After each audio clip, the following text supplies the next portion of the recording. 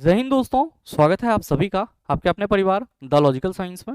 मैं हूं आलोक सिंह आतीश और उम्मीद करते हैं आप सभी अच्छे होंगे। मेरे मित्र, जैसा कि आप सबों को मालूम है कि नोटिफिकेशन आपको मिल रही है, तो कहीं ना कहीं रेलवे में वैकेंसी को लेकर के सुगबुगाहट चल रही है और वैकेंसी आनी तय है। और ऐसे में अब जरूरत है सर अपने तैयारी को पुख्ता करने की। और मैंने अपने सेशन में कई बार आप सबों के साथ चर्चा करा है कि मेरे मित्र, आप किसी भी एग्जाम को क्रैक करो, लेकिन उस एग्जाम से संबंधित पीवाईक्यू को डिस्कस करना, एक्सप्लेन करना, उसको पढ़ना बहुत ही जरूरी होता है।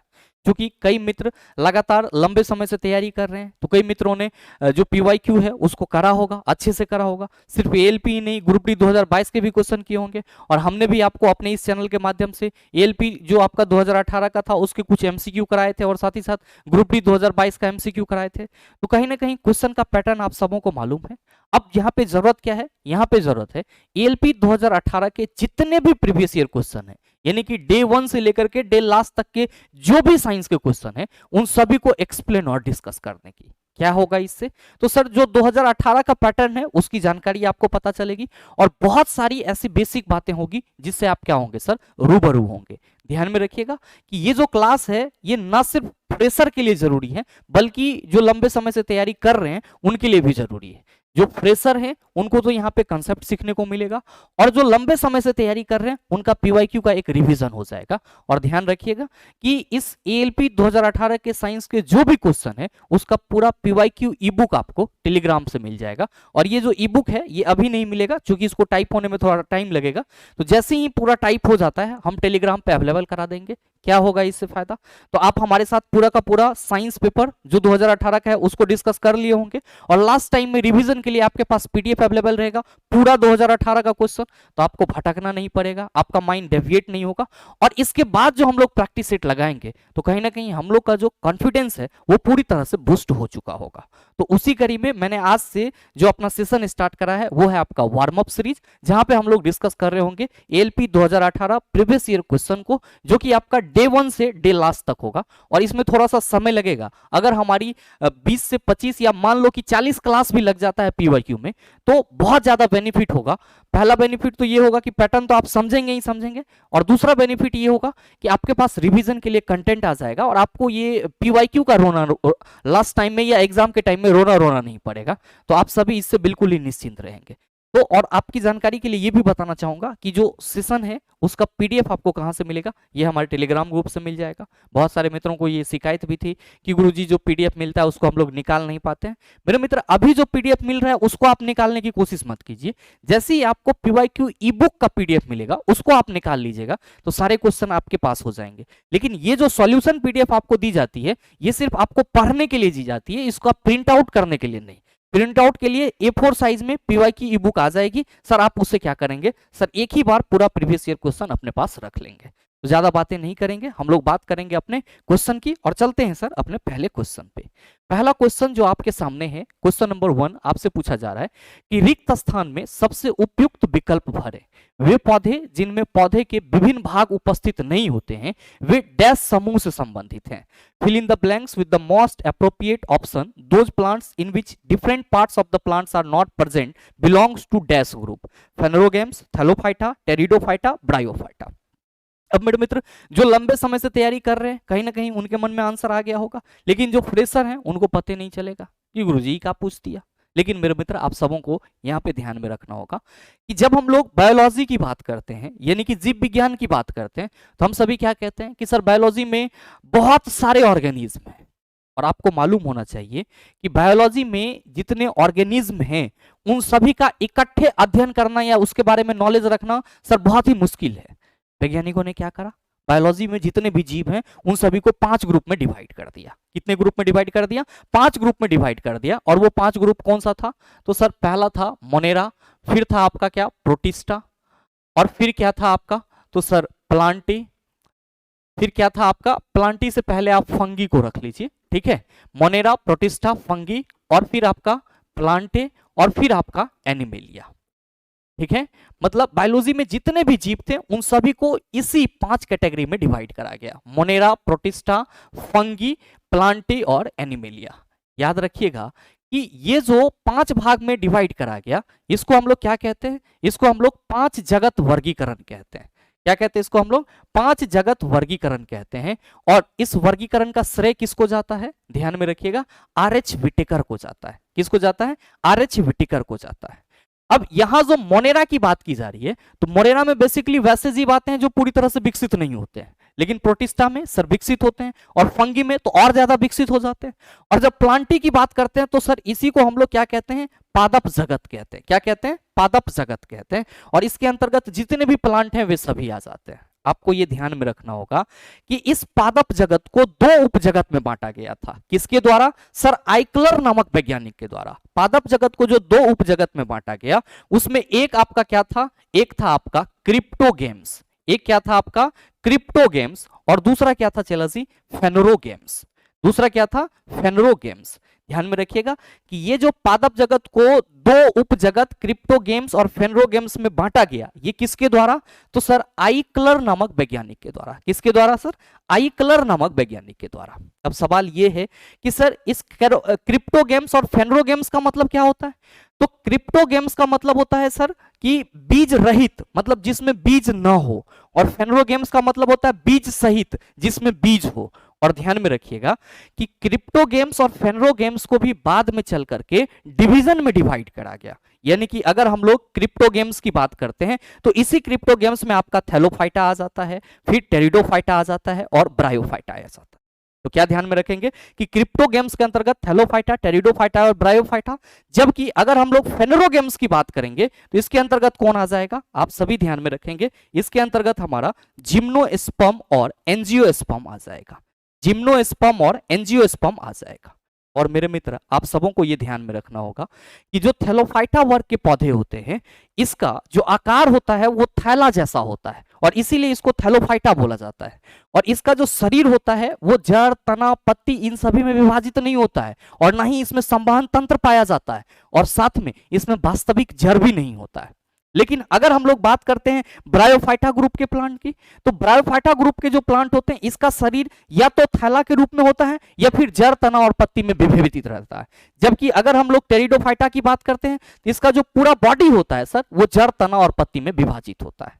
तो आपसे जो सवाल करा जा रहा है कि रिक्त स्थान में सबसे उपयुक्त विकल्प भरें, वे पौधे जिनमें पौधे के विभिन्न भाग उपस्थित नहीं होते हैं, वे डैश समूह से संबंधित होंगे। आप कहेंगे सर विभिन्न भाग उपस्थित नहीं होते मतलब जड़, तना और पत्ती उपस्थित नहीं होते हैं, तो जाहिर सी बात है कि जो थैलोफाइटा वर्ग का पौधा होगा इसमें विभिन्न भाग नहीं होंगे, और सही आंसर हमारा क्या होगा? ऑप्शन नंबर बी हो जाएगा। मेरे मित्र ध्यान में रखेंगे कि जब फेनरोगेम्स की बात की जाएगी तो आप कहेंगे सर ये वैसे वर्ग के पौधे होंगे जिसमें बीज पाया जाएगा, और जो फेनरोगेम्स होगा वो जिम्नोस्पर्म और एंजियोस्पर्म होगा। तो मेरे मित्र, अगर आप प्रीवियस ईयर क्वेश्चन पढ़ रहे हैं तो उसका एनालिसिस आपको इस तरीके से करना होगा। और ध्यान में रखिए, यहाँ पे जब आपने इस क्वेश्चन को पढ़ा तो कहीं ना कहीं आपका माइंड क्लिक किया होगा कि हमको प्लांट किंगडम को एक बार अच्छे से रिवाइज कर लेना चाहिए। बिल्कुल मेरे मित्र, बायोलॉजी से एएलपी एग्जाम में 4-5 क्वेश्चन पूछे जाएंगे, लेकिन क्वेश्चन इतने अंदर तक रहते हैं जिसको आपको पढ़ने के लिए थोड़ा सा टाइम देना पड़ेगा। बहरहाल बात कर लेते हैं हम लोग अगले क्वेश्चन की। अगला क्वेश्चन बहुत ही सरल सा कि मेंडलीव की आवर्त सारणी में तत्वों के गुणों को उनके डैश का आवधिक स्वभाव माना जाता है। अब ध्यान दीजिए, अगर हम लोग बात करते हैं पीटी की यानी कि पीरियोडिक टेबल की, तो आप सभी कहते हैं कि सर ये बनाया ही इसलिए गया है ताकि तत्वों के गुणों को हम आसानी से समझ सके। अब पीरियोडिक टेबल तो किसी एक वैज्ञानिक ने नहीं बनाया है, इसको बनाने के लिए जो अगर हम लोग बात करते हैं तो सर डॉबरेनर से शुरू हो जाता है योगदान का। डॉबरेनर मतलब आए जिन्होंने सबसे पहले तत्वों के बारे में कुछ गुणधर्म समझाया, और उन्होंने क्या दिया सर? तिर्यक नियम दिया। डॉबरेनर ने क्या दिया? तिर्यक नियम, जिसको हम लोग ट्राइड रूल कहते हैं। और उसके बाद कौन आए? तो आप कहेंगे सर उसके बाद जो है न्यूलैंड आए। न्यूलैंड ने क्या दिया था? तो न्यूलैंड ने ऑक्टेव नियम दिया, जिसको हम लोग क्या कहते हैं सर? तो अष्टक नियम कहते हैं, जो कि किस पे आधारित था? तो सर न्यूलैंड का ऑक्टेव रूल जो है वो संगीत का जो सुर है उस पे आधारित था। अब ये दोनों जब फेल हो गए चला, तब कौन आए? मेंडलीव आए, और इन्होंने क्या बताया कि जो तत्वों का गुणधर्म है वो उसके परमाणु द्रव्यमान का आवर्त फलन होता है। और मेरे मित्र, मेंडलीव जब अपना आवर्त सारणी बना रहे थे तो उन्होंने वहां पे कुछ जगहों को छोड़ दिया था और बहुत कुछ इनके समझ से बाहर था। तो बाद में आकर के मोसले साहब ने क्या करे, तो सर उन्होंने आवर्त सारणी को पूरी तरह से फुलफिल करा, और मोसले का जो आवर्त सारणी था वो परमाणु संख्या पे आधारित था। मॉसले का आवर्त सारणी किस पे आधारित था? परमाणु संख्या पे आधारित था। जबकि ये जो डॉबरेनर, न्यूलैंड और मेंडलीफ तीनों थे, इसका आवर्त सारणी परमाणु द्रव्यमान पे आधारित था। अच्छा, डॉबरेनर जो अपना ट्राइड रूल दिया था, इसमें बताया था कि अगर तीन तत्वों को उसके बढ़ते हुए परमाणु द्रव्यमान के क्रम में सजाया जाए तो बीच वाले तत्व का परमाणु द्रव्यमान जो होगा वो किनारे के दोनों तत्वों का औसत होगा। यानी कि ए बी सी तीन तत्व है तो बीच का जो परमाणु द्रव्यमान होगा वो A+C/2 होगा। ठीक है। अब मेंडलीफ न्यूलैंड ने क्या बताया कि अगर हम तत्वों को बढ़ते हुए परमाणु द्रव्यमान के क्रम में 1 से लेकर के 8 तक लिख रहे हैं तो प्रत्येक 8वें तत्व का गुण पहले से मैच करेगा या पहले तत्व का गुण 8वें से मैच करेगा। जबकि मेंडलीफ आए तो सर मेंडलीफ को उस वैज्ञानिक के रूप में देखा जाता है जिन्होंने सबसे पहले तत्वों को आवर्त और वर्ग में सजाने का प्रयास करा, और इसीलिए हम लोग कहते हैं कि गुरुजी सबसे पहले आवर्त सारणी की खोज मेंडलीफ ने किया। और साथ ही इन्होंने क्या बताया कि जो तत्वों का गुण है वो उसके परमाणु द्रव्यमान का आवर्त फलन होता है। अब अपने आवर्त सारणी में उन्होंने इस तरह की बातें करके छोड़ दी। बाद में जब मॉसले आए तो मॉसले ने आवर्त सारणी को सुधारा और मॉसले ने बोला कि जो परमाणु द्रव्यमान को यहाँ पे मौलिक गुण माना जा रहा है वो गलत है। तत्वों का जो भौतिक और रासायनिक गुण होगा वो परमाणु संख्या का आवर्त फलन होता है। तो सवाल करा जा रहा है कि मेंडलीफ की आवर्त सारणी में तत्वों के गुणों को उनके डैश का आवधिक स्वभाव माना जाता है। आप कहेंगे सर डॉबरेनर हो, न्यूलैंड हो, मेंडलीफ हो, सब में परमाणु द्रव्यमान को क्या माना जाता है? तो सर आवधिक स्वभाव माना जाता है। मतलब क्या कि आवर्त फलन माना जाता है। तो मेरे ख्याल से चीजें आपका क्लियर हो पाई होगी। आप कहेंगे सर परमाणु संख्या तो समझ रहे हैं कि किसी भी परमाणु में उपस्थित प्रोटॉन की संख्या परमाणु संख्या कहलाएगी। परमाणु द्रव्यमान भी जो है वो भी हम समझ रहे हैं कि प्रोटॉन और न्यूट्रॉन का योग होगा। अब ये परमाणु का आकार, तो मेरे मित्र प्रत्येक परमाणु का अपना अपना आकार होता है। अब आपके समझ में नहीं आ रहा होगा तो आयनीकरण इंथैल्पी ये क्या होता है? ध्यान में रखेंगे कि किसी आइसोलेटेड गैसियस एटम से, मतलब क्या कि किसी विलगित गैसीय निकाय से या किसी विलगित गैसीय परमाणु से किसी लूजली पैक्ड इलेक्ट्रॉन को रिमूव करने के लिए जितना कम से कम रिक्वायर्ड एनर्जी होती है वही एनर्जी आयनीकरण इंथैल्पी कहलाती है। मतलब क्या हुआ कि किसी गैसीय परमाणु से इलेक्ट्रॉन को रिमूव करने के लिए, हटाने के लिए जो मिनिमम एनर्जी की जरूरत होती है वही मिनिमम एनर्जी क्या कहलाती है? आयनीकरण इंथैल्पी कहलाती है। और मेरे मित्र आप सभी ध्यान में रखेंगे कि इस आयनीकरण इंथैल्पी का यूनिट क्या होता है। कभी कभी आपके एग्जाम में क्वेश्चन पूछ लिया जाता है कि निम्न में से आयनीकरण इंथैल्पी का मात्रक है, तो आप सभी क्या ध्यान में रखेंगे? किलो जूल पर मोल। किलो जूल पर मोल क्या होता है? तो सर आयनीकरण इंथैल्पी का यूनिट होता है, या फिर हम लोग इलेक्ट्रॉन वोल्ट पर एटम भी कहते हैं, लेकिन किलो जूल पर मोल आप सभी ध्यान में रखेंगे क्या है? तो सर किसी विलगित गैसीय परमाणु से लूजली पैक्ड इलेक्ट्रॉन को हटाने के लिए जो मिनिमम एनर्जी चाहिए वही आयनीकरण इंथैल्पी कहलाता है। आइए बात करते हैं अगले क्वेश्चन की। अगला क्वेश्चन है क्वेश्चन नंबर 3 कि जब एक परिपथ में कई प्रतिरोध श्रृंखला में जुड़े हुए होते हैं तो करंट का मान क्या होता है? मेरे मित्र ध्यान में रखेंगे कि अगर हम लोग प्रतिरोध की बात करते हैं तो कहते हैं सर प्रत्येक चालक पदार्थ का गुण होता है। हालांकि प्रतिरोध जो है प्रत्येक चालक पदार्थ का नहीं होता है गुण सर, प्रत्येक आदमी का भी गुण होता है। अगर एक आदमी किसी दूसरे का अच्छा होता हुआ देख रहा है तो उसमें अड़चन पैदा करने की कोशिश करेगा। जस्ट लाइक करंट का भी हाल है सर। जब भी करंट किसी भी चालक तार से बहती है तो उस चालक तार का यह गुण है कि उससे जो प्रवाहित धारा है उसका वो विरोध करे, और यही विरोध करने वाला गुण क्या कहलाता है? प्रतिरोध कहलाता है, जिसको हम लोग किससे रिप्रेजेंट करते हैं? आर से रिप्रेजेंट करते हैं। बेसिकली ये प्रतिरोध चेलाजी क्या है? तो आप सभी ध्यान में रखेंगे ओम्स लॉ का कांस्टेंट है, ओम्स लॉ का नियतांक है। प्रतिरोध क्या है? ओम्स लॉ का नियतांक है। अब अगर जरूरत पड़ेगी तो हम प्रतिरोध का वैल्यू बढ़ा सकते हैं, प्रतिरोध का वैल्यू घटा सकते हैं। कैसे? तो सर प्रतिरोधों को हम लोग दो टाइप से समायोजित करते हैं। पहला तो हम लोग क्या करते हैं सर? श्रेणी क्रम में समायोजित करते हैं, और दूसरा हम लोग क्या करते हैं सर? तो सर दूसरा इसको हम लोग समांतर क्रम में समायोजित करते हैं। और मेरे मित्र आप सबों को यहाँ पे एक खास चीज ध्यान में रखना होगा। क्या ध्यान में रखेंगे? आप सभी ध्यान में रखेंगे कि जो श्रेणी क्रम में प्रतिरोध आपका जुड़ा हुआ रहता है इससे हमेशा समान धारा प्रवाहित होता है। क्या होता है सर? समान धारा प्रवाहित होता है। जबकि जो आपका समांतर क्रम में प्रतिरोध जुटा हुआ रहता है तो जैसे ही धारा इस बिंदु पर आती है ये I1 और I2 में बट जाता है। मतलब क्या हुआ कि सर जो श्रेणी क्रम में प्रतिरोध होगा उसका विभवांतर अलग अलग होगा, V1 और V2 अलग अलग है। मतलब क्या कि श्रेणी क्रम में आप याद रखना, श्रेणी क्रम में जो प्रतिरोध होगा उसका विभवांतर अलग अलग होगा, विभवांतर क्या होगा, अलग अलग होगा। जबकि धारा आप कहेंगे सर समान बहेगी प्रत्येक प्रतिरोध से, लेकिन समांतर क्रम में क्या होगा, आप कहेंगे सर धारा अलग अलग होगा। धारा क्या होगा, आप कहिएगा अलग अलग होगा, धारा अलग अलग होगा। जबकि मेरे मित्र अगर हम बात करेंगे विभवांतर तो आप सभी कहेंगे सर समान होगा। क्वेश्चन भी आपसे यही पूछा जा रहा है कि जब एक परिपथ में कई प्रतिरोध श्रृंखला में जुड़े हुए मतलब सीरीज में जुड़ा हुआ है तो करंट का मान आप कहेंगे सर समान रहता है। पहला ऑप्शन है बढ़ता है, नहीं होगा, कम होता है, नहीं होगा, आधा हो जाता है, नहीं होगा, एक ही रहता है सर, यही होगा। आइए अगला क्वेश्चन देखिए। क्वेश्चन नंबर 4 कहा जा रहा है कि एक परमाणु में न्यूट्रॉन की संख्या किसके बराबर होती है। द्रव्यमान संख्या माइनस परमाणु की संख्या, परमाणु संख्या, इलेक्ट्रॉन की संख्या। बहुत सारे मित्र यहाँ पे कंफ्यूज करते हैं, क्योंकि हमको तो याद रहता है कि अगर परमाणु संख्या की बात करते हैं तो it is represented by Z, और किसके बराबर होता है तो आप कहेंगे सर नंबर ऑफ प्रोटॉन के बराबर होता है। यानी कि प्रोटॉन की संख्या परमाणु की संख्या कहलाती है। क्योंकि परमाणु विद्युतता उदासीन होते हैं, that's why we are call that the number of proton and the number of electron are always equal in a atom.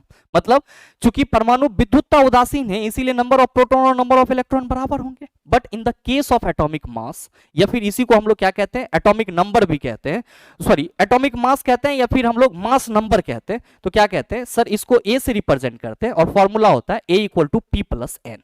मेरे मित्र पी प्लस एन को हम लोग न्यूक्लियॉन की संख्या भी कहते हैं। क्योंकि a equal to P plus N है तो हम लोग n इक्वल टू क्या कहेंगे, आप कहेगा सर a माइनस पी।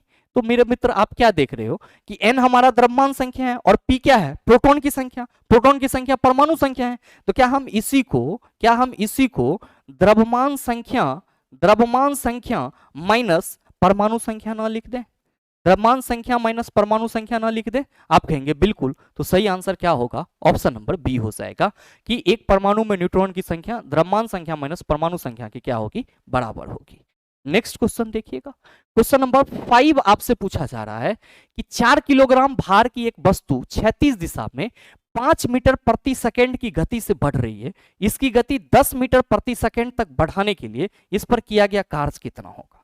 ध्यान में रखिएगा कि जब किसी वस्तु का वेग बदल रहा हो और उस सेंस में आपसे किया गया कार्य पूछा जाए तो आप सभी ध्यान में रखेंगे कि बदलते वेग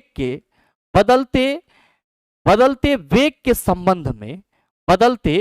संबंध में जो हमारा किया गया कार्य यानी कि W होगा वो किसके बराबर होगा, तो गतिज ऊर्जा में परिवर्तन के बराबर होगा। किसके बराबर होगा, गतिज ऊर्जा में परिवर्तन के बराबर होगा। मतलब डेल के ई लिख सकते हो, और जैसे ही डेल के ई की बात करेंगे तो आप क्या कहेंगे सर के ई 2 माइनस के ई 1।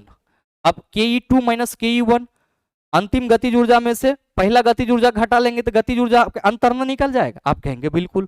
तो मेरे मित्र कार्य पूछा जा रहा है, ध्यान दीजिएगा कि वस्तु का द्रव्यमान सेम है 4 किलोग्राम, बस वेग 5 मीटर से क्या हो रहा है सर 10 मीटर पर सेकेंड हो जा रहा है। तो भाई मेरे अगर हम यहाँ पे V1 5 कह दें और V2 10 कह दें तो आपको कोई दिक्कत होगा, आप कहेंगे बिल्कुल नहीं सर। मास, तो सर मास जो है वो 4 किलोग्राम है। चला जी ध्यान देना के ई 2 है तो यहाँ पे हाफ mv², तो हाफ मास तो हम 4 ही रखेंगे, चला आप कहिएगा बिल्कुल। अब वेग कितना रखेंगे तो सर 10। गतिज ऊर्जा का फॉर्मूला क्या होता है, के इक्वल टू क्या कहते हो आप सर जी हाफ mv², तो 10 का स्क्वायर करो चला 100 हो जाएगा, अब माइनस हाफ इंटू 4 और फिर कितना है सर वेग 5, पहला आपका वेग 5 है तो 5 25 गुना सर ये 5 25 दो दूना 4 ये हो गलो चला 200, अब माइनस 25 दूना 50, आंसर कितना आ गया, आप कहेंगे सर 150 जूल। कितना आ गया सर 150 जूल। कहां है sir, option number A is the right answer of this question. तो जब भी सवाल पूछा जाए कि वस्तु के वेग में परिवर्तन हो रहा है और किया गया कार्य क्या होगा, तो जब वस्तु के वेग बदल रहे हो तब जो किया गया कार्य होगा वो सर गतिज ऊर्जा में परिवर्तन के बराबर होगा। ये चीज आप सबों को ध्यान में रखना होगा। अगला क्वेश्चन देखिएगा। अगला है क्वेश्चन नंबर 6, बड़ा ही सरल सा सवाल कि सर्च लाइट का परावर्तक कौन सा है, उत्तल दर्पण, अवतल दर्पण, बेलनाकार दर्पण, समतल दर्पण। क्या कहोगे कि गुरुजी जो सर्च लाइट होगी, साथ ही साथ जो हम लोग बात करेंगे सोलर कुकर की, जो हम लोग बात करेंगे किसकी सर, सोलर कुकर की, इन सभी में क्या लगा होगा सर, अवतल दर्पण लगा होगा। क्या लगा होगा, अवतल दर्पण लगा हुआ होगा। मेरे मित्र जो ईएनटी स्पेशलिस्ट डॉक्टर होते हैं सर वहां पे भी क्या होता है, अवतल दर्पण का उपयोग किया जाता है। अब आपके मन में आ रहा होगा कि सर गाड़ियों के हेडलाइट में किस तरह का दर्पण होता है। ध्यान में रखिएगा कि गाड़ियों के हेडलाइट की अगर हम लोग बात करेंगे, गाड़ियों के हेडलाइट की अगर हम लोग बात करेंगे तो वहां पे भी हमको अवतल दर्पण देखने को मिलेगा। अब अवतल दर्पण जो होता है इसको हम लोग एक और दर्पण के नाम से जानते हैं, और वो क्या है, तो आप सभी कहते हैं कि गुरुजी इसको हम लोग कन्वर्जिंग मिरर के नाम से जानते हैं। किस नाम से जानते हैं? कन्वर्जिंग मिरर के नाम से जानते हैं। मतलब क्या हुआ कि सर अवतल दर्पण पर जो आपका समांतर किरण पुंज पड़ता है वो एक बिंदु पर जाकर के क्या होता है सर, केंद्रित हो जाता है, और ऐसा जो केंद्रित होता है इसको हम लोग अभिसरण होना कहते हैं। क्योंकि अवतल दर्पण के द्वारा प्रकाश की किरणें एक बिंदु पर केंद्रित होती है यानी कि अभिसरित होती है, इसीलिए हम लोग अवतल दर्पण को अभिसारी दर्पण भी कहते हैं। और अभिसारी दर्पण का काम ही है कि प्रकाश की किरणों को एक जगह पे क्या करना सर, संतुलित करना। तो सोलर कुकर में हमको सौर ऊर्जा चाहिए और वो भी एक जगह पे सर नियंत्रित, तो अवतल दर्पण लगाएंगे। अब गाड़ियों के हेडलाइट में इसका प्रॉपर्टीज बदल जाता है, चूंकि समांतर आ रही प्रकाश की किरणों को अगर एक बिंदु पर केंद्रित करती है तो जाहिर सी बात है कि अगर फोकस पे कोई चीज रहेगा तो ये क्या करेगा sir, parallel beam of light produce करेगा। इसलिए आप कार या मोटरसाइकिल का देखे होंगे, जो लाइट जलता है वो सर क्या जाता है, पैरेलल रूप में जलता है। तो चूंकि जो अवतल दर्पण है इसके फोकस पे अगर कोई बल्ब रख दिया जाए तो इससे हमें समांतर किरण पुंज प्राप्त होती है, इसीलिए हम लोग इसका उपयोग गाड़ी के हेडलाइट में भी करते हैं। और साथ ही साथ ईएनटी यानी कि आंख नाक कान गला के जो विशेषज्ञ होते हैं डॉक्टर, उसके द्वारा भी क्या किया जाता है, अवतल दर्पण का उपयोग किया जाता है। साथ ही जो डेंटिस्ट होते हैं उसके द्वारा भी दांत के छोटे होल को बड़ा देखने के लिए अवतल दर्पण का उपयोग किया जाता है। क्योंकि आपको मालूम है कि अवतल दर्पण एक केस में क्या करती है, तो सर आभासी प्रतिबिंब बनाती है। और वो केस क्या होता है, तो सर जब वस्तु जो है वो अवतल दर्पण के फोकस और ध्रुव के बीच स्थित होता है तो दर्पण प्रतिबिंब, आपका दर्पण का जो प्रतिबिंब होता है वो पीछे बनता है और बड़ा होता है। तो इसका उपयोग सर डेंटिस्ट के द्वारा किया जाता है।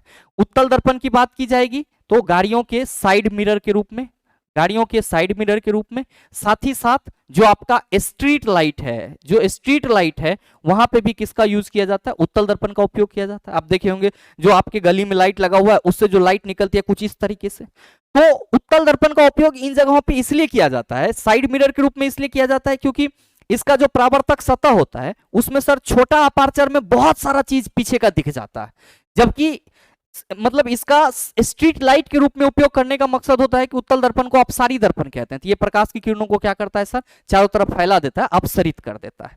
बेलनाकार दर्पण सर इसका उपयोग सजावट के लिए करते हैं। और समतल दर्पण तो मेरे मित्र इसका उपयोग हम लोग कहां पे करते हैं, आप सभी ध्यान में रखेंगे, क्लेडियोस्कोप और पेरिस्कोप में किया जाता है। क्लेडियोस्कोप और पेरिस्कोप में किया जाता है। क्लेडियोस्कोप और पेरिस्कोप में किसका उपयोग किया जाता है, समतल दर्पण का उपयोग किया जाता है। ये चीजें ध्यान में रखिएगा।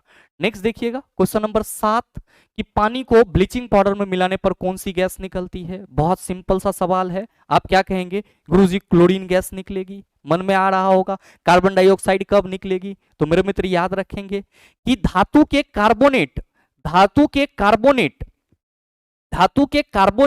या फिर चला जी बाइकार्बोनेट, धातु के कार्बोनेट या बाइकार्बोनेट जब अम्ल से अभिक्रिया करेगी तब कौन सी गैस निकलेगी, कार्बन डाइऑक्साइड गैस निकलेगी।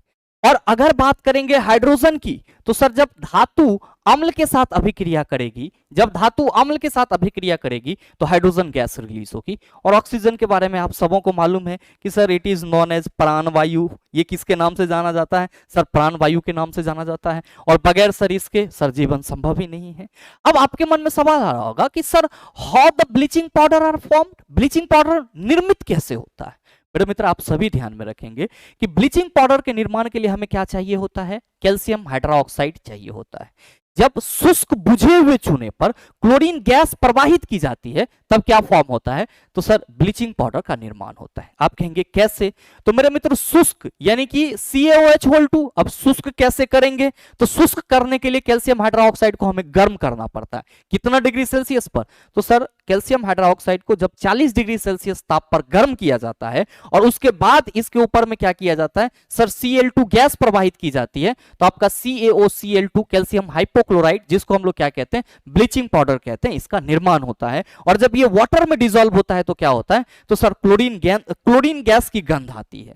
मेरे मित्र आप सभी ध्यान में रखेंगे कि ये जो CaOCl2 है ये क्या होते हैं सर, एक प्रकार का सफेद चूर्ण होता है। क्या होता है, एक प्रकार का सफेद चूर्ण होता है। आपके मन में आ रहा होगा कि क्लोरीन गैस कहां से लाएंगे, तो क्लोर एल्कली प्रोसेस के थ्रू हमें क्या मिलती है, क्लोरीन गैस मिलती है, और उस क्लोरीन गैस का उपयोग कैल्शियम हाइड्रोक्साइड को गर्म कर और उसके ऊपर से क्लोरीन गैस प्रवाहित करने पर ब्लीचिंग पाउडर के निर्माण में किया जाता है। तो ये चीजें आप सभी ध्यान में रखेंगे। नेक्स्ट क्वेश्चन देखिएगा, क्वेश्चन नंबर 8 आपसे पूछा जा रहा है कि निम्नलिखित में से किस अभिक्रिया द्वारा उच्च प्रतिक्रिया वाले धातुओं का निष्कासन होता है? उपयुक्त एजेंट द्वारा अपचयन, इलेक्ट्रोलाइसिस, कैल्सिनेशन, रोस्टिंग। मेरे मित्र ध्यान में रखेंगे कि जब भी हम लोग धातुओं के अयस्क से उसको निकालने की बात करेंगे तो हम लोग क्या डिस्कस कर रहे होंगे? आप कहेंगे सर मेटालर्जी डिस्कस कर रहे होंगे। क्या डिस्कस कर रहे होंगे? मेटालर्जी डिस्कस कर रहे होंगे, जिसको हम लोग क्या कहते हैं? धातु कर्म कहते हैं। क्या कहते हैं? धातु कर्म कहते हैं। धातुओं को उसके अयस्क निकालने की प्रक्रिया मेटालर्जी कहलाती है, यानी कि धातु कर्म कहलाती है। मेरे भाई आप सभी ध्यान में रखना कि जो धातु होते हैं उसको हम लोग 3 कैटेगरीज में डिवाइड करते हैं। जो धातु होते हैं उसको 3 कैटेगरीज में डिवाइड करते हैं। पहला क्या होता है हमारा?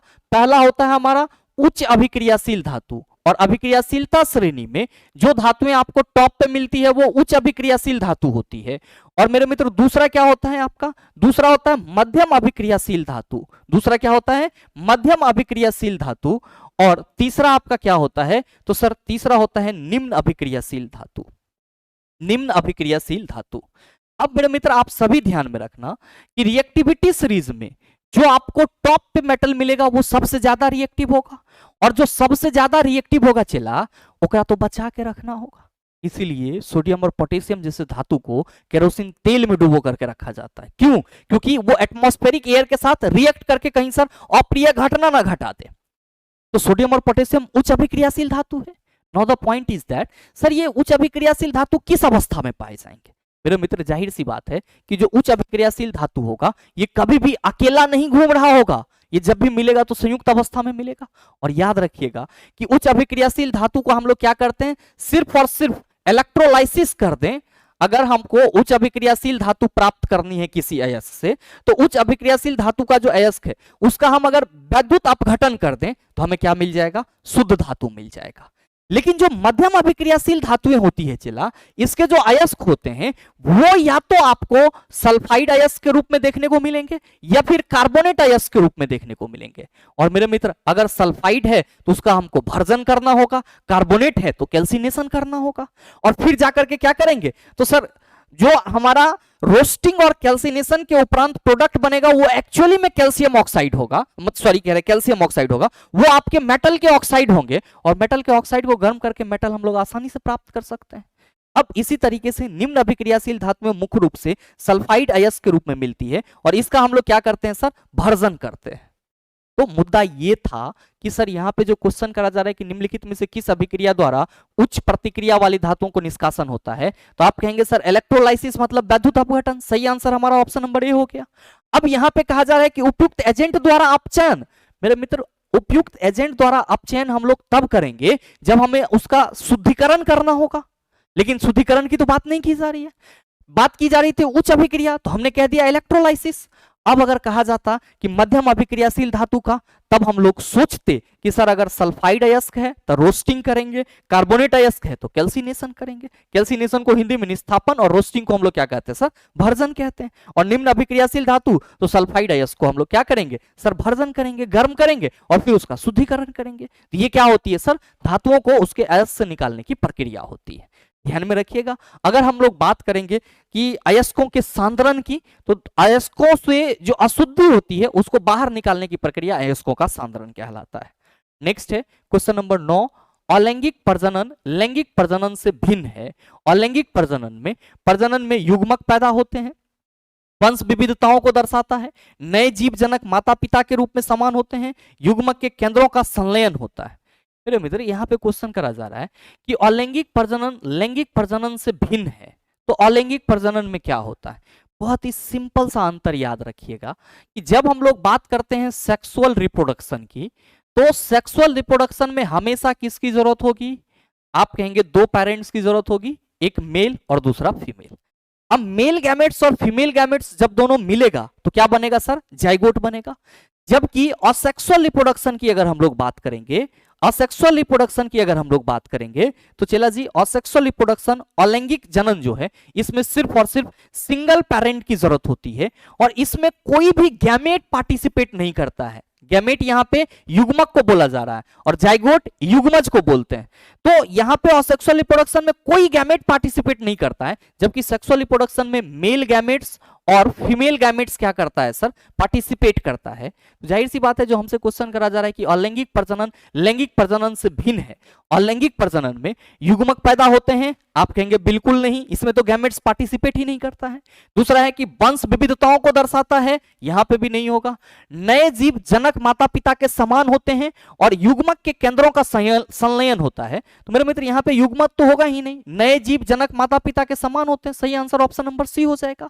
ध्यान में रखिएगा कि अलैंगिक जनन में बहुत ज्यादा विविधता देखने को नहीं मिलती है। अलैंगिक जनन में बहुत ज्यादा विविधता आपको देखने को नहीं मिलेगी, जबकि लैंगिक जनन में क्या होगा सर, विविधताएं देखने को मिलेगी। तो ये चीज आप सभी ध्यान में रखेंगे। अगला देखिएगा, क्वेश्चन नंबर 10 आपसे पूछा जा रहा है कि उस धातु का नाम बताएं जिसे आसानी से चाकू से काटा जा सकता है। क्या कहेंगे गुरुजी, सोडियम और पोटेशियम को आसानी से चाकू से काटा जा सकता है। तांबा, सर तांबा जो है वो निम्न अभिक्रियाशील धातु है। क्योंकि तांबा जल के साथ अभिक्रिया नहीं करती है, इसलिए तांबा का उपयोग हम लोग क्या करते हैं तो सर गर्म पानी का टंकी बनाने के लिए करते हैं। सोना, सर ये भी निम्न अभिक्रियाशील धातु है और ये क्या होगी, मुक्त अवस्था में पाई जाएगी। जबकि एल्युमिनियम की बात करेंगे तो क्या कहेंगे सर, कैटरीना ने कार मांगी अल्टोजेन फरारी, मतलब ये मध्यम अभिक्रियाशील धातु के रूप में क्या होगा सर, कैटेगराइज होगा। और एल्युमिनियम जो है वो ऑक्सीजन से अभिक्रिया करके अपने ऊपर में ऑक्साइड का एक लेयर बना लेता है जो एल्युमिनियम को संक्षारण से बचाता है। और यही एल्युमिनियम के ऑक्साइड का अगर हमें मोटा लेयर प्राप्त करना होता है तो फिर एल्युमिनियम के वस्तु का एनोडीकरण करते हैं जो एल्युमिनियम को क्या करता है सर, संक्षारण से बचाता है। नेक्स्ट क्वेश्चन देखिएगा, क्वेश्चन नंबर 11 आपसे कहा जा रहा है कि रेन बियर के नोड्स सूक्ष्म रिक्त स्थान होते हैं जो डैश में पाए जाते हैं। मेरे मित्र ये आपको तंत्रिका तंत्र में मिलता है। ध्यान में रखेंगे कि अगर हम लोग तंत्रिका तंत्र की संरचना की बात करते हैं तो आपको इस तरह के संरचना देखने को मिलते हैं। ध्यान रखेंगे कि ये जो आपका बॉडी है इसको हम लोग क्या कहते हैं, सेल बॉडी कहते हैं। अब इसमें आपको इस तरह की एक संरचनाएं देखने को मिलती है, यहाँ पे इस तरह की, यहाँ पे। अब यहां पे चला जी आप देखेंगे, यहां पे आप देखेंगे तो आपको एक गैप मिलेगा जो कि बहुत ही सूक्ष्म होता है। हालांकि इस वाले पोर्शन को हम लोग एक्सोन बोलते हैं और इसको सर ये वाला जो पोर्शन है इसको सेल बॉडी और ये जो छोटी छोटी संरचनाएं देख रहे हैं इसको डेंड्राइट बोलते हैं। आपसे कहा जा रहा है कि रेन बियर के नोड सूक्ष्म रिक्त स्थान होते हैं जो कहां पाए जाते हैं, तो मैंने बोला सर ये आपके न्यूरॉन नर्व सेल में मिलेगा। नर्व सेल में कहां पे मिलेगा तो सर ये जो रिक्त स्थान देख रहे हैं इसी को हम लोग क्या कहते हैं सर, रेन बियर नोड्स कहते हैं, जो बेसिकली आपके एक्सॉन वाले जगह पे पाए जाते हैं। तो जो क्वेश्चन करा जा रहा है कि रेन बियर के नोड सूक्ष्म रिक्त स्थान होते हैं जो डैश में पाए जाते हैं, आपके पहले ऑप्शन में है माइलिनेकृत एक्सॉन। आप कहेंगे सर यही आंसर होगा क्योंकि ऑस्टियोब्लास्ट की बात की जा रही है तो ये किस में होगा सर, ऑस्टियोब्लास्ट एक कोशिका है जो हड्डी में पाया जाएगा। ग्रंथि कोशिका सर ग्लैंड में पाया जाएगा।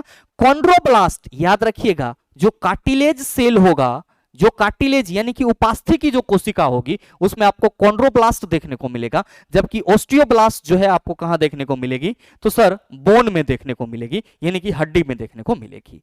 नेक्स्ट क्वेश्चन देखिएगा, क्वेश्चन नंबर 12 की इनमें से कौन सा एक सेप्रोट्रॉप, सेप्रोट्रॉप का मतलब क्या होता है, मृत जीवी, यानी कि वैसा जीव जिसका पोषण जो है वो मृत जीव जंतु से होता है। क्या कहिएगा सर, कवक या गोबर छत्ता हमेशा मृत जीव जंतु पे फैला हुआ रहता है, तो जाहिर सी बात है कि इसी को हम लोग मशरूम यानी कि कुकुरमुत्ता के नाम से जानते हैं। तो सेप्रोट्रॉप क्या हो जाएगा हमारा, ऑप्शन नंबर बी हो जाएगा। जबकि मेरे मित्र कबूतर की बात करेंगे आप कहेंगे हेट्रोट्रॉप, पुरुष आप कहेंगे सर हेट्रोट्रॉप, सवाल क्या होगा ऑटोट्रॉप, क्योंकि बहुत सारे ब्लू ग्रीन एल्गी ऐसे हैं जो प्रकाश संश्लेषण की प्रक्रिया को कर सकते हैं और वैसे जीव जो प्रकाश संश्लेषण प्रक्रिया को संपन्न करते हैं ऑटोट्रॉप्स कहलाते हैं। और जितने भी ग्रीन प्लांट्स हैं that's all are the example of autotrophs.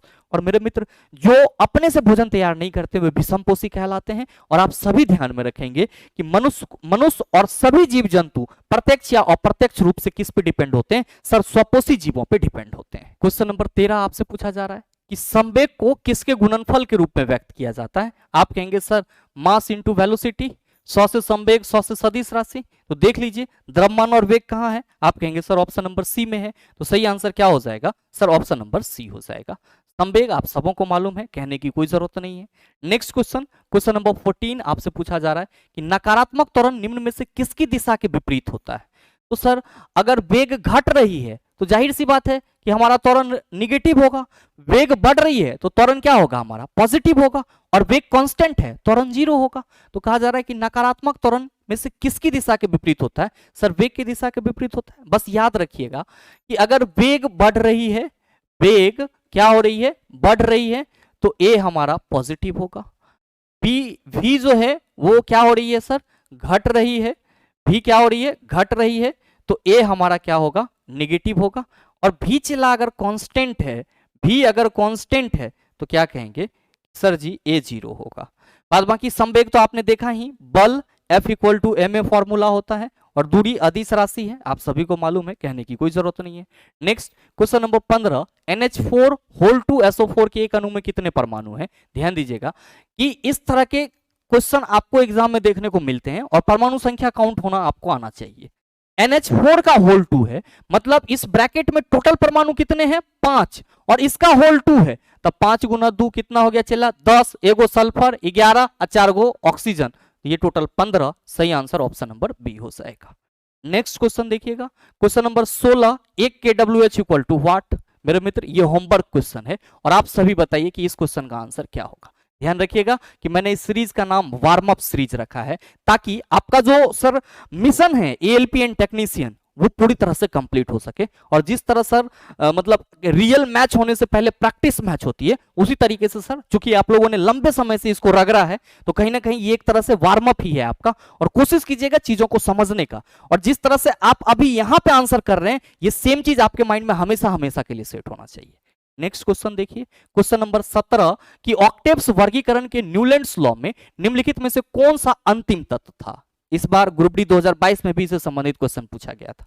पहला चीज तो आप सभी ध्यान में रखना कि ऑक्टेव वर्गीकरण जो है वो न्यूलैंड के द्वारा दिया गया था, जो किस पे आधारित था, आप सभी याद रखेंगे, संगीत के स्वर पे आधारित था या संगीत के सुर पे आधारित था। क्या बताया गया कि प्रत्येक 8वें तत्व का गुण पहले से मैच करता है। तो न्यूलैंड बाबा का जो ऑक्टेव रूल था, उसकी शुरुआत कहां से हुई थी, प्रारंभ हुई हाइड्रोजन पे, और खत्म कहां पे हुई सर, थोरियम पे। कहां पे खत्म हुई सर, थोरियम पे।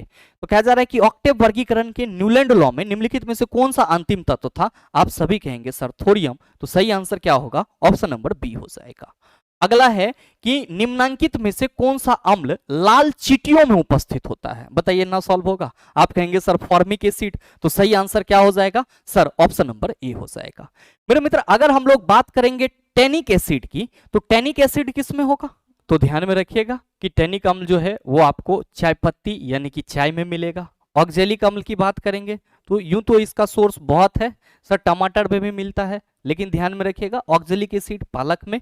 और मैलिक अम्ल की बात करेंगे तो हम लोग क्या कहेंगे सर, मैलिक एसिड जो है ये सेब में पाया जाता है। मेरे मित्र ध्यान में रखेंगे कि वैसे सभी अम्ल जो हमको किसी ऑर्गेनिक स्रोत से प्राप्त होते हैं उसको क्या कहते हैं, ऑर्गेनिक एसिड कहते हैं, या फिर इसको हम लोग क्या कहते हैं सर, तो कार्बनिक अम्ल कहते हैं। और साथ ही आप सभी ध्यान में रखेंगे कि कार्बनिक अम्ल की जो प्रकृति होती है वो क्या होती है, तो सर मतलब आप कह सकते हो नॉन कॉरेसिव होती है, ये आपको बहुत ज्यादा हार्म नहीं पहुंचाती, और इसको हम लोग जो है वो दुर्बल अम्ल के कैटेगरी में रखते हैं। प्रबल अम्ल के कैटेगरी में हमारा संश्लेषित अम्ल आता है। तो जितने भी प्राकृतिक स्रोत से आपको अम्ल प्राप्त होंगे वे सब के सब क्या कहलाएंगे, आप सभी याद रखना ऑर्गेनिक एसिड यानी कि कार्बनिक अम्ल कहलाएंगे। और ये फॉर्मिक अम्ल, टैनिक अम्ल, ऑक्जेलिक अम्ल, मैलिक अम्ल, लैक्टिक एसिड, इसके बाद आपका और जितने भी एसिड होंगे, ब्यूट्रिक एसिड, ये सब के सब क्या कहलाएंगे सर, ऑर्गेनिक एसिड कहलाएंगे। नेक्स्ट देखिए क्वेश्चन नंबर 19, कहा जा रहा है कि प्रतिरोध की एसआई इकाई क्या है, आप कहेंगे गुरुजी ओम। कूलम्ब आप कहिएगा सर ये आवेश के लिए हो जाएगा, कूलम्ब आवेश के लिए। और कार्य की बात करेंगे तो आप कहेंगे जूल, और बल की बात करेंगे तो आप कहेंगे न्यूटन। मेरे मित्र क्वेश्चन नंबर 20 आप सबों के लिए होमवर्क है। जब मैं क्वेश्चन सेट कर रहा था तो उसी वक्त मैंने सोचा कि ये क्वेश्चन आप सबों से पूछूंगा। आपसे पूछा जा रहा है कि एक उत्तल दर्पण जिसकी फोकल लंबाई वायु में एक द्रव जिसका आपका अपवर्तनांक है 4/3 में डुबोया जाता है।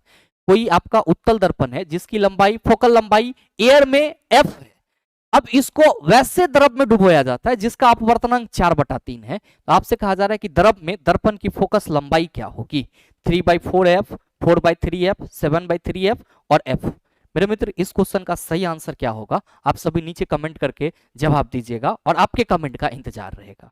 और साथ ही उम्मीद करते हैं कि आज के इस सेशन के जो भी 20 आपके पीवाईक्यू थे उसको आप बखूबी समझ पाए होंगे और कहीं ना कहीं आपका रिवीजन और इससे क्या कंसेप्ट मिल सकता है वो चीजें क्लियर हो गई होगी। और साथ ही उम्मीद करते हैं कि ये वीडियो आप सबों को अच्छा लगा होगा। अगर आपको वीडियो अच्छा लगा तो वीडियो को लाइक कीजिएगा, ज्यादा से ज्यादा शेयर कीजिएगा और हाँ, अगर आप चैनल पर नए हैं तो सब्सक्राइब करके बेल आइकन दबा लीजिएगा ताकि इस तरह के एग्जाम रिलेवेंट वीडियो का नोटिफिकेशन सबसे पहले आपके पास पहुंचे और आप उसको सबसे पहले देख पाओ। मिलते हैं फिर अगले वीडियो सेशन में, तब तक के लिए best of luck. Thank you, have a nice day.